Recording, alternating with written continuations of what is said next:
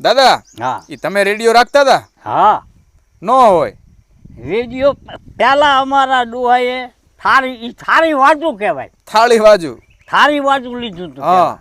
એટલે મનપા ભજનો આવે, જે કંઈ આ શેણી વિજાણલ આ તે બધું હોય હા. એ બધી એની થાળી જ આવે સ્પેશિયલ.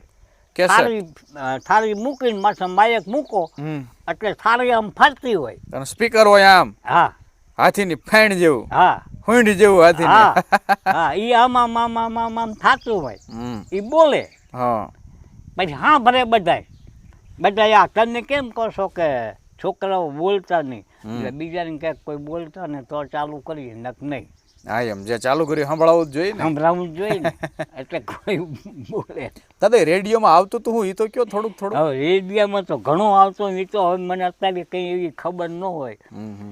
રેડિયો મેં તમને ન કીધું, જે કંઈ ભજનો છે, ગીત છે, બધું આવે. જેવું થાળી વાજામાં આવે એવું પછી રેડિયામાં આવે. દાદા બોલો. રેડિયો તો ઠીક છે, પણ ભમેડા રેમ્યા તમે? ભમેડે રેમ્યા? ભમેડા બહુ રમેલા એને. એવું? હા. ક્યાં હારા ભમેડા ક્યાં બનતા હતા? હારા ભમેડા તો કોયડે જાય. કોની કોઈડ હતી તમારી વખતે? હવે અમારે વેલાભાની કોઈડે જવાનું. હા. અને કેવા ભમેડા બનાવ્યા? બાકી ભમેડા બનાવે ને ભમેડા બનાવી અને અમને આપે. અંદર ખીલી નાખે. આર કેવી એને? આર કહેવાય. હા. ખીલી નાખે અંદર અને સીધી નાખે. હા. વાંકી નો આવી જોઈએ. નકર ભમેડો નકર ઠગડો કે આમાં મામા થયા રાખે તો એ આર વાંકી હોય એટલે ઠગડો ફરે. બોલો તમે એ જાળી પાછી આવે દોરીની, જો કે હોય તો અત્યારે મને ખબર પડે કે આ ઠગડો હે કે આ સીધો. સ્થિર ફરે. હા ફરી મેં ફેરવેલો એમને રમેલા. હા પછી એકાબીજાના દા ઉપર આવે, પછી જાણી લીટી કરી આમ.